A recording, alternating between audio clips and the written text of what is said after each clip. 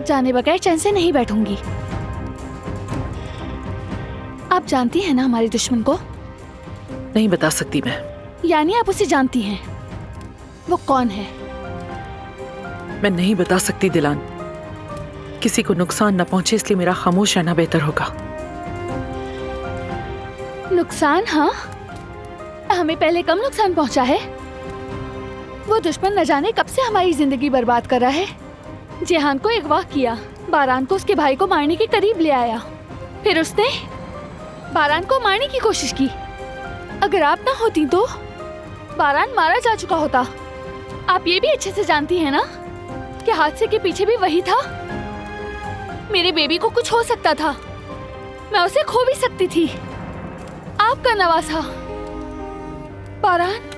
बारान भी उस वक्त गाड़ी में होता। अम्मी, आपकी खामोशी उसे मजीद शह दे रही है।